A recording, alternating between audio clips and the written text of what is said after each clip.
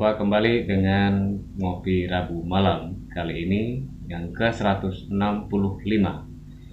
dengan tema membincang cerpen. Dan kali ini Uyung Nuha akan bertindak sebagai pemantik atas judul cerpen Suatu Hari di Surga, karya Ryunosuke Akutagawa, seorang sastrawan kelahiran Jepang yang banyak diikuti oleh sastrawan Jepang sesudahnya karena menuliskan karya-karya yang mendekati khasanah, tradisi, dan keyakinan masyarakat Jepang. Bahkan setelah Akutagawa meninggal, namanya dijadikan monumen, dijadikan penghargaan bergengsi setiap tahun bagi sastrawan-sastrawan Jepang yang karyanya menonjol. Mari kawan-kawan kita ikuti perbincangan ini. Semoga ada manfaat yang bisa kita ambil.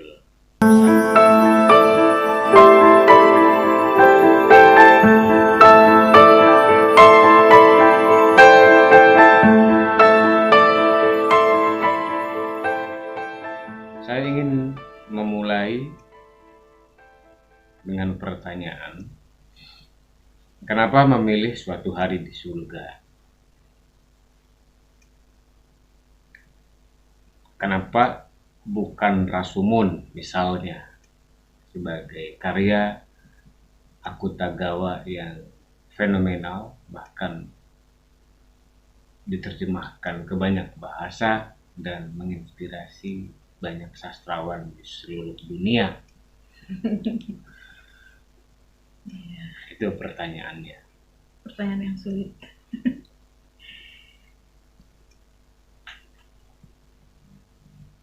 Kenapa saya memilih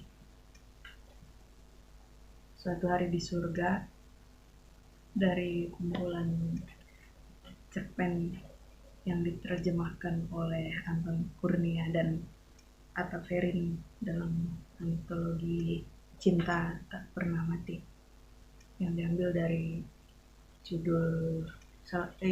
dari cerpen yang milik Honor de Balzac. Ketika pertama kali membuka Suatu Hari di Surga, itu di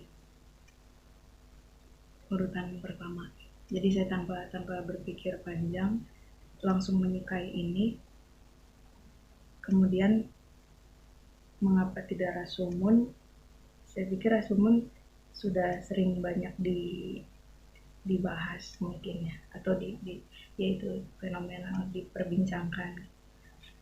Isinya bahkan itu memengaruhi banyak penulis gitu kan, untuk mengikuti bagaimana cara Akutagawa menyusun cerita.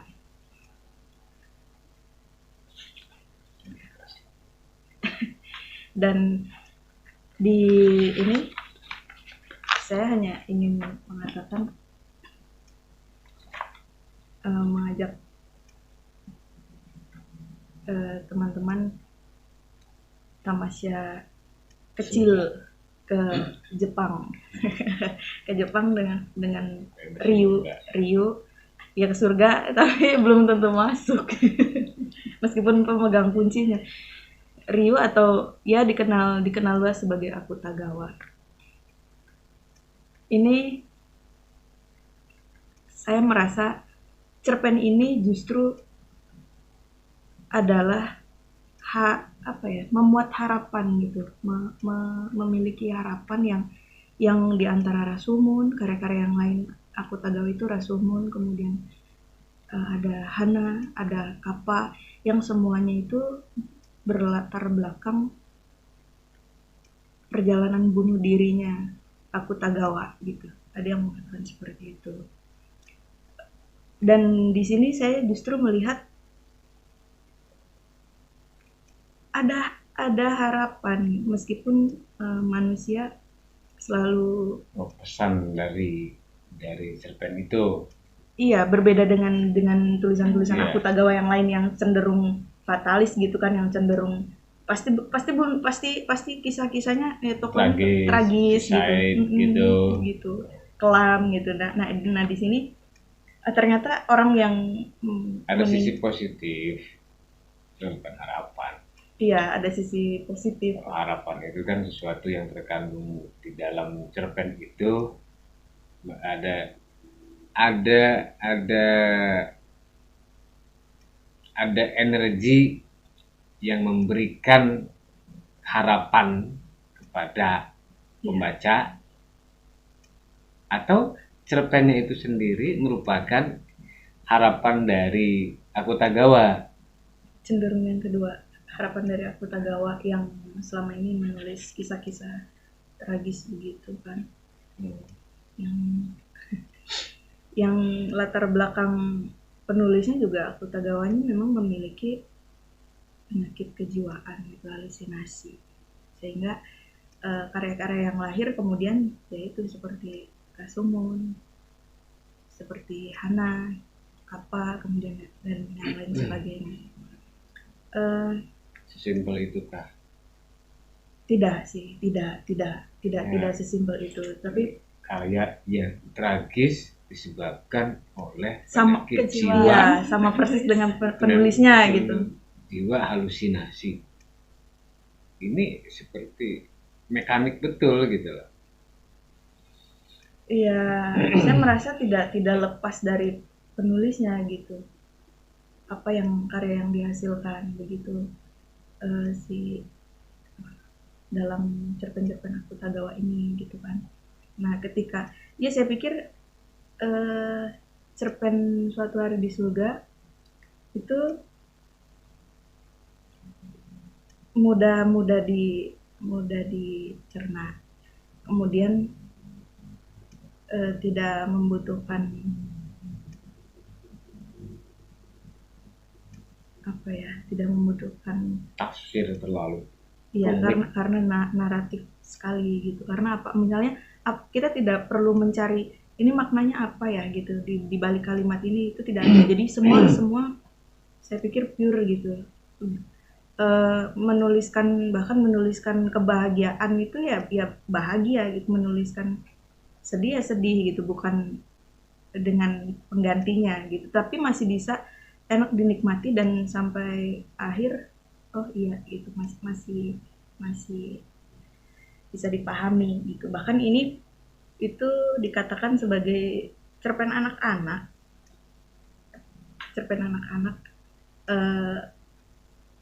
oleh bukan, maksudnya bisa dikatakan sebagai cerpen anak-anak gitu loh, ketika dibaca juga saya pikir bisa cerpen anak-anak atau cerita yang bisa didongengkan kepada anak-anak. Iya, itu diceritakan ke anak-anak. Karena berbeda. Gitu. Jadi tidak hanya untuk orang dewasa. Tidak hanya untuk sastrawan. Iya. Iya. Iya. Iya. Jadi menjangkau semua kalangan. Dan yang terkandung di dalam cerita ini juga meskipun tidak semata-mata kita bicara soal surga ya, kehidupan setelah mati itu seperti yang digambarkan di sini. Di sini ada tokoh Sang Buddha, Kandata, hanya 2 tokoh itu, tapi ada satu lagi kalau menurut saya si laba-laba itu gitu. Jadi di balik benang laba-laba ini ternyata sejahat apapun manusia ketika berbuat baik, apakah memang ya mendapatkan balasannya, tapi ketika manusianya sendiri juga egois, balik lagi gitu, tidak memberikan apa ya tidak peduli dengan sesama gitu, ya tetap saja juga balik lagi ke manusianya. Ya penuh perenungan sih, meskipun apa ya yang bisa Simpel. direnungkan. Bahwa kebaikan itu tidak, bahkan sampai mati pun akan tetap. Kalau menurut saya tidak, perenungannya tidak penuh. Satu hal saja. Satu hal saja. Satu ya, Tidak penuh satu. perenungan. Simpel ya. Terlalu banyak kalau penuh. Satu saja. Kebaikan yang akan Perbuatan baik abadi. akan mendapatkan balasan yang baik sesuai dengan kebaikan yang dikerjakannya. Meskipun kecil. Tapi ketika itu disadari, misalnya kebaikan itu disadari, justru bukan disadari. Ini kan seperti tidak disadari nggak sih? Dia pengen nginjek laba-laba tapi karena tidak punya alasan untuk membunuh laba-laba itu, jadi nggak jadi. Dia mengurungkan niatnya gitu loh. Sementara Kandata ini kan perampok kelas Sudah berat. belum ini explain-nya.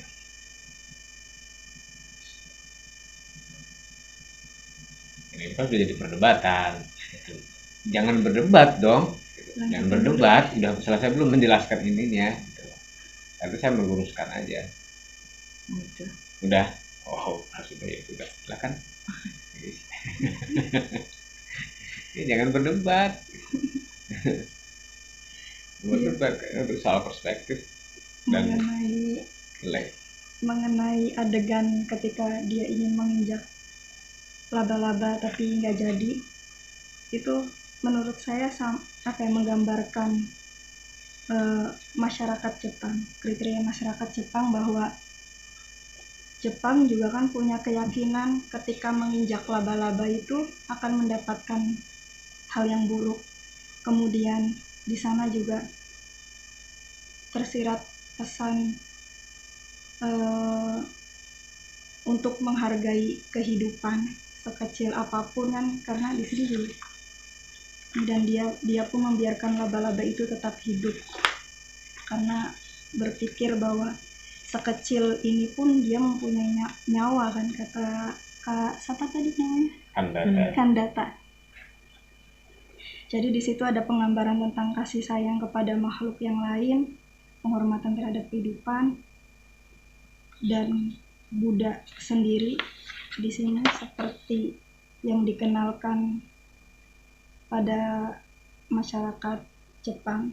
Buddha itu kan dikenal sebagai juru selamat ya.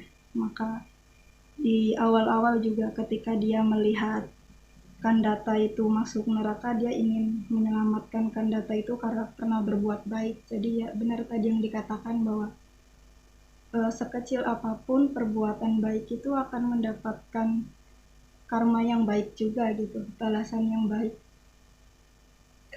Jadi ya ingat yang Roy Kiyoshi itu loh. Karma baik, karma buruk. Mereka tuh meyakini bahwa di kehidupan itu ada yang disebut dengan karma baik dan karma buruk kan. Ya seperti yang tergambar dalam cerpen ini. Jadi Kandata menerima karma baiknya ketika dia tidak jadi menginjak laba-laba. Kemudian dia juga menerima karma buruknya karena selama hidup dia sebagai penjahat. Dan di akhir itu kan dia kembali mendapatkan karma buruk ya, karena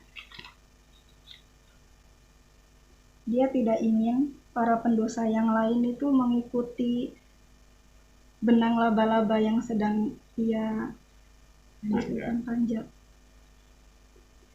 Nah, benang laba-laba ini gini, kan kata Tewin tadi di sini tuh tertulis kayak kalau sedih ya ditulis tentang kesedihannya, bahagia ditulis tentang kebahagiaannya. Tapi sebelum acara mulai kan kita juga tadi sempat ngobrol bahwa orang Jepang itu tidak secara langsung menunjukkan apa yang ingin dia katakan. Nah, sama seperti di dalam cerpen ini. Mungkin Akutagawa itu ingin menunjukkan beberapa hal, tetapi tidak secara vulgar dituliskan di sini. ya kegelisahan dari penulis tadi mengenai bagaimana sikap sikap manusia di sekelilingnya mungkin saat itu. Jadi kayak benang ini kan sebagai lambang tenggang rasa mungkin ya. Masuk nggak sih? Ketika seseorang mulai kehilangan tenggang rasanya, ya dia tidak peduli lagi dengan yang lain gitu. Pokoknya saya pengen bahagia sendirian, nggak usah ikut-ikut. Akhirnya karena sifat seperti itu, dia kembali jatuh ke dalam neraka kan. Kembali menderita gitu. Iya, artinya kalau secara teknik penulisan ini tidak rumit gitu ya. Saya tidak menemukan misalnya kata-kata yang sulit itu apa gitu, sehingga harus diksinya gitu. Kemudian dia mengalir tulisannya mengalir. Terus alurnya tidak ada yang dramatis. Tidak ada. Ya mengalir saja, Ya. Gitu. Lempeng aja. Dan iya, tapi tetap enak gitu, tidak terputus gitu emosinya. Maksudnya dari paragraf 1 ke 2 ke 3 itu ya jalan-jalan tamasya ke surga dan neraka. Gitu aja sih sebenarnya. Gitu. Jadi di luar yang dikatakan tadi soal setiap cerita itu kan selalu menyembunyikan pesan. Dia tidak akan disibukkan atau tidak akan direpotkan oleh banyak pesan. Satu saja pesannya. Ya kalau banyak perenungan saya pikir satu tadi cukup satu aja. Enggak banyak. Bukan penuh, saya juga lain gitu. Maksudnya gini. Reflektif. Sesuatu yang karena ini berasal dari Sang Buddha, ajarannya, agama kemanusiaan, agama atau sesuatu yang sangat dekat dengan apa yang menjadi aktivitas sehari-hari manusia. Kalau di kita itu, kalau di dalam agama Islam konsepnya kan pahala dan dosa. Kalau di agama lain karma baik, karma buruk. Betul. Hampir tidak ada beda.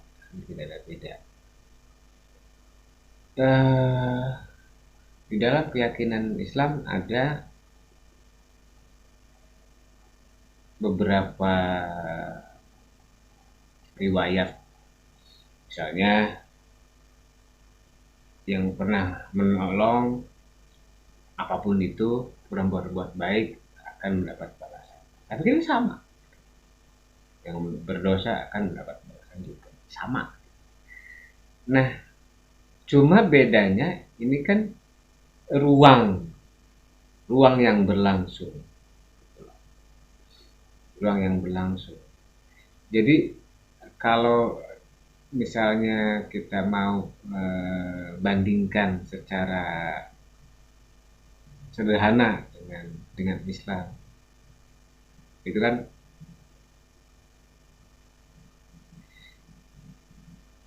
prosesnya dihisab dulu, bla bla bla bla, disiksa dulu baru dimasukin surga, gitu kan? Simpelnya gitu. Kalau di Buddha itu kan, karena ini juga bukan membicarakan seluk-beluk agama, ini soal bagaimana aku Tagawa memberikan penglihatan gitulah, ruangnya di surga dan neraka, tetapi apa yang kemudian berlangsung sebagaimana terjadi di dunia gitulah. Maka di situ ada yang disebut expired gitulah. ketika Kandata mendapat karma baik, tapi kemudian dia melampaui karma baiknya dahulu ketika masih hidup, tidak jadi menginjak laba-laba, selesai, batal, bukan putus talinya, putus. benangnya, Bukan talinya, putus Putus amalannya, gitu loh. Amalannya putus amalnya. padahal dia nggak sadar kan bilang gitu, nggak boleh. Iya, ketika dia tidak jadi menginjak laba-laba sebagai salah satu keyakinan orang Jepang, gitu kan. Nah, dan ketika dia menyadari, dia tahu bahwa itu benang jaring laba-laba, gitu lah. Dan dia naik, kemudian diikuti oleh banyak orang. Dia ingin selamat sendirian. Nah, ingin selamat sendiriannya itulah yang memutuskan amalan dia menolong laba-laba, atau dia tidak jadi menginjak laba-laba. Kalau saja dia membuat ini, berarti dia melanjutkan perbuatan baiknya. Ada putusnya itu bukan putus benangnya ya, putus amalannya, gitu. Karena dia serakah, Kebaikan. Gitulah. Siapa saja yang serakah pasti, itu kan konsep universal, tidak hanya Buddha, tidak hanya Hindu, gitu loh. Ini kan etik banget, gitu lah. Sesuatu yang kamanungsan, habluminanas. Jadi Buddha yang sudah berusaha memberikan privilege, gitu lah, keistimewaan. Karena dia gini, kalau dari sudut pandang Buddha misalnya, dari sudut pandang pembaca, kita hanya bisa membaca Sang Buddha melihat Kandata sebagai orang yang pernah tidak jadi menginjak laba-laba. Tetapi kan ada cerita lain bahwa Sang Buddha juga melihat orang-orang di sekeliling Kandata di neraka juga melakukan perbuatan yang sama, sehingga mereka bisa memanjat. Itu. Cuma apakah Kandata dengan orang-orang lain yang berbuat baik itu ada hubungannya atau tidak, saya nggak ngerti. Karena apa? Kenapa benangnya cuma satu? Ketika Kandata berpikir serakah, jatuhlah semuanya, gitu loh. Apakah itu anak-anak buahnya Kandata atau bagaimana? Bingung saya. Gitu loh. Artinya apa? Kalau jadi ini sudah logis, sudah main logika ya. Sudah main logika. Jika pertolongan Buddha kepada Kandata itu melalui benangnya laba-laba ya, benangnya laba-laba itu bersifat universal, maka setiap orang yang ada di kolam darah diberikan benang yang sama untuk memanjat. Sampai tujuan atau tidak bergantung kepada serakah atau tidak setiap orang yang memanjat itu. Mungkin khusus untuk Kandata saja, orang terpilih. Tapi dicoba lagi oleh Buddha gitu. Coba gimana ya? Ketika banyak orang yang ikut, itu jadi kakanda. Bener kan? Iya, ini karena saya pikir kita sudah selesai lah untuk bicara soal persoalan baik buruk ya, persoalan etik gitu, persoalan dosa dan pahala gitu kan, selesai di tingkat itu. Maka kemudian sesuatu yang perlu dikritisi dari karya ini ya meskipun nggak salah, tidak ada yang salah dari ini. Hanya kalau kita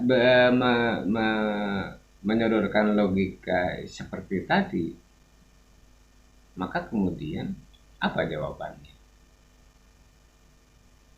Kembali ke keterbatasan Akutagawa.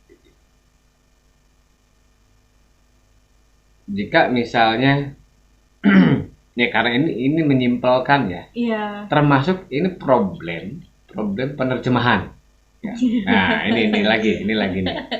Problem penerjemahan ini juga tidak mudah gitu. Artinya yang kita baca sekarang kan sudah dalam bentuk jadi ya. Jadi Kesulitan-kesulitan atau transformasi bahasa dari Jepang ke Indonesianya seperti apa, ini juga saya pikir proses tersendiri ya.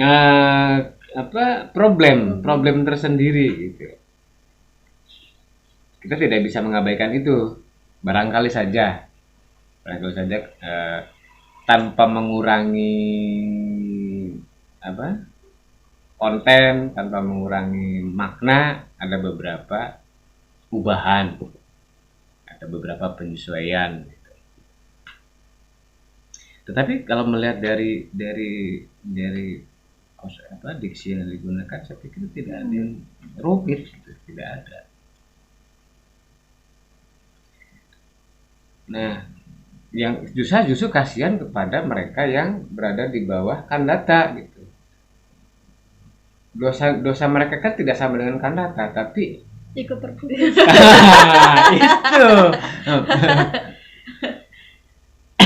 itu pikiran, atau jangan itu perasaan Kandata aja, ada orang pikiran bilang, konyol saya, Halusinasi.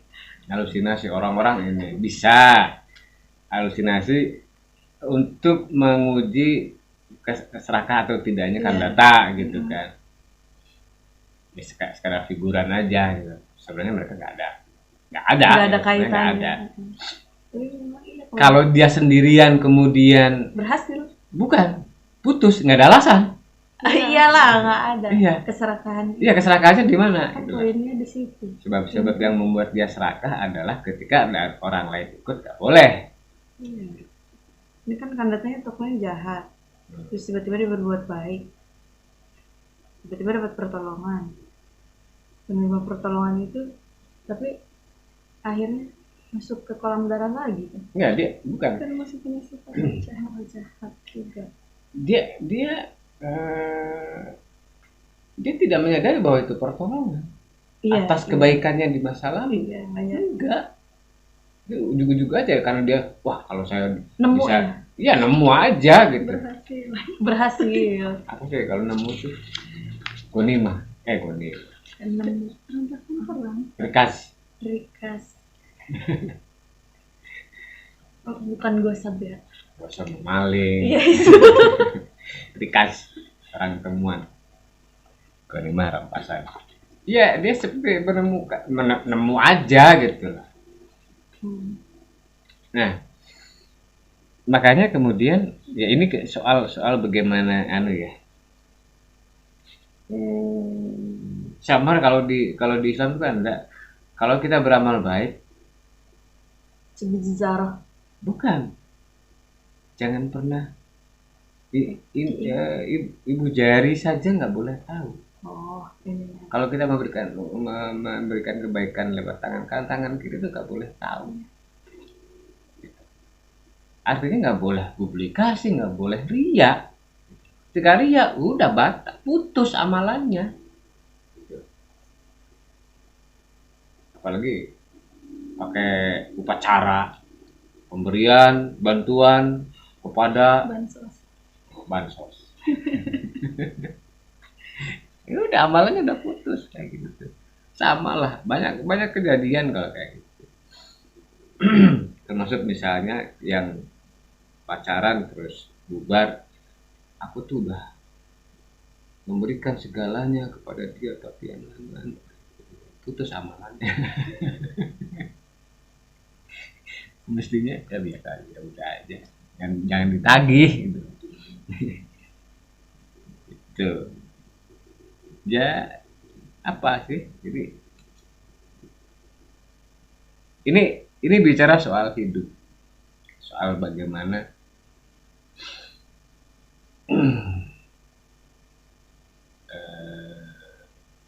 hidup itu harus berbuat baik. Hidup berbuat baik itu harus ikhlas. Kan simpel. Pesan yang terkandung, amanat yang terkandung di dalam hidup itu. Iya, karena di dalam agama di agama lain juga ada kepercayaan bahwa mereka yang mengikuti jalan Buddha meskipun tadinya disiksa terlebih dahulu, mereka akan diselamatkan oleh sang Buddha. Sama. Ini memunculkan pertanyaan saya terhadap penulisnya. Ketika dia mengetahui konsep seperti itu, tetapi penulisnya sendiri bunuh diri. Kalau di Jepang berbeda. Bunuh diri itu ada jalan. Dia overdosis. Iya, apapun itu. Bunuh diri, harakiri apa, atau gantung diri atau gimana itu diyakini, masih diyakini sebagai salah satu cara untuk memulai reinkarnasi.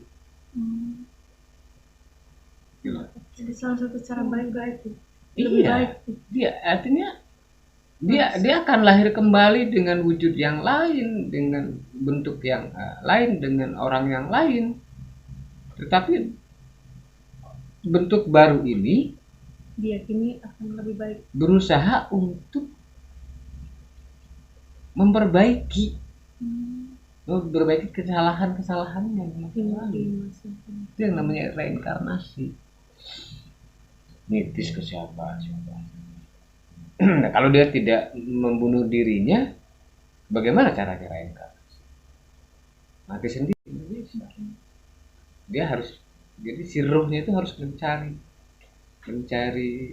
tubuh, mencari inang untuk membersihkan diri dan memulai melakukan perbaikan. Bunuh diri bukan dia gentayangan kemana-mana. Bahkan menteri pejabat negara Jepang, Korea itu kan ketika mereka merasa bersalah, merasa gagal dalam tugasnya, bunuh diri. Nggak cuma mundur, bunuh diri. Mereka mengakui kesalahannya dan harus menyelesaikan hidup, digantikan oleh bentuk baru agar kesalahannya ini bisa diperbaiki nanti. Jadi berbeda kalau bunuh diri di sono dengan di sini berbeda. Kalau ini gentayangan. Iya, beda. Kalau di sana enggak. Kalau di sana memang jalan ninja gitu. Iya, jalan ninja. Itu. Kalau di sana gitu. Jadi enggak ada persoalan. Maka kalau dianggap persoalan, enggak mungkin juga Akutagawa dijadikan nama penghargaan untuk sastrawan Jepang berikutnya dan sangat bergengsi gitu kan. Jadi memang sudah menjadi sesuatu yang biasa. Kematian oleh diri sendiri tuh kalau di Jepang berbeda dengan yang lain-lain lah. Kalau sebelumnya banyak kan. Iya, artinya Akutagawa ini kan memiliki ibunya tuh penyakit mental gitu, jadi nurun ke Akutagawa. Iya. Dia merasa kesulitan gitu menghadapi penyakit itu. Jadi gini deh, yang itu kan simplifikatif. Kalau sudut pandang begitu simplifikatif. Semoga yang lahir dari keluarga ulama, kiai, apa juga bisa mengalami itu. Ini soal kemanusiaan, bukan soal dari mana dia berasal. Ya. Bukan penyakit apa yang dia idap, tetapi bagaimana kehidupannya itu dilangsungkan. Jadi iya, banyak yang tidak logis di hadapan kita, banyak yang tidak rasional. Jadi tidak karena dulunya dia sakit ini, jadinya begini. Nggak begitu. Jadi bukan seperti gambar kaku berbentuk garis-garis sudutnya tajam-tajam. Enggak. Ini rumit. Gitu. Artinya, misalnya gini. Ada yang tidak bunuh diri, tapi karyanya tidak bagus-bagus. Masalah lebih besar itu. Iya. Karyanya jelek terus gitu. Apa sih? Kenapa sih nggak bunuh diri aja biar karyanya dikenang gitu loh, misalnya gitu. Kan begitu. Jadi bukan itu ya. Kita Iya, tidak Tidak sesimpel itu ya. Karena misalnya ibunya gila kemudian menurun ke dia jadi stres, dia lelah menghadapi lagi hidup, pula kemudian fokusnya selesai. bukan jangan ke bunuh dirinya Akutagawa, bukan. Memangnya sastrawan yang lain di sekitar kita nggak halu, nggak gila, Lebih sama aja kok gitu loh. Mereka nggak berani bunuh diri aja, bedanya itu. kan bukan di Jepang. Kalau di Jepang Karena kayak tidak bunuh diri. mempercayai. Iya. Ya bunuh diri karena karyanya nggak pernah dimuat di Kompas misalnya, bisa gitu loh. Atau orang kemudian menjadi gila, ingin mendapat pengakuan padahal karyanya buruk. Atau orang ingin dimuat di media bergengsi dengan cara plagiasi misalnya, plagiarisme, ya banyak hal gitu. Tidak sesimpel itu. Iya gitu. Jadi bukan dari mana dia berasal, bukan sekolahnya di mana dan seterusnya, tapi kehidupan macam apa yang berlangsung di dalam diri. Gitu. Kita kan nggak pernah tahu aku tagawa dengan ibunya gimana sih sebenarnya. Iya. Kalau secara genetik iya, misalnya diabetes menurun kepada anaknya tapi lebih kuat dari ibu misalnya gitulah, atau darah tinggi atau jantung dan sebagainya gitu loh. Ya kita nggak tahu, itu kan nggak bisa. Kita kan membayangkan bahwa ibunya dengan Akutagawa itu dekat banget gitu kan, ya kan? Kan nggak dia begitu. meninggal. Iya maksudnya gini maksudnya gitu loh. Ini tuh bukan kemana-mana berdua terus Iya. sehingga kayak COVID nular terus-terusan gitu loh. Nggak begitu. Artinya Ihsan tadi Tara Zaman Par juga, ya dia membangun dirinya sendiri, tetapi dipengaruhi juga oleh bagaimana orang tuanya, bagaimana gurunya gitu kan. Nah, itu jadi enggak orang ibunya gila jadi anaknya harus gila gitu. Ya ada sih pengaruhnya sedikit, bisa ada sih pengaruhnya, tapi kemudian kita tidak bisa mengatakan bahwa dua orang ini sama gitu. Belum tentu juga ibunya Akutagawa pengarang. Nah, gitu. Ya banyak hal lah. Makanya biografi itu sering tidak masuk akal. Sering terasa tidak masuk akal. Dia lahir dari mana, hidupnya di mana, akhirnya gimana. Hanya menyimpulkan, menggampangkan. Ya, Iya, siapa? Ya nggak Nggak, boleh nggak. begitu dong. Nggak boleh. Diketahui saja. Nggak boleh. Kita hanya tahu dari kabar yang kita baca. Tetapi ini tidak bisa jadi kesimpulan, tidak bisa jadi keputusan. Hanya sedikit saja informasi. Oh, di luar itu jauh lebih banyak kita tidak tahu. Ya di Indonesia mungkin belum ada ya. Belum ada. Hanya penyair yang mati muda saja. Ya, penyair mati muda dengan bunuh diri itu berbeda. Iya kan mati muda. Mati sendiri. Maksudnya mati sendiri. mati muda gitu. Kalau mati muda sih banyak. Bahkan Layu sebelum berkembang juga banyak gitu. Baru nulis 1-2 judul udah selesai, udahan. Susah. Dah. Mending dagang skincare. Itu apalagi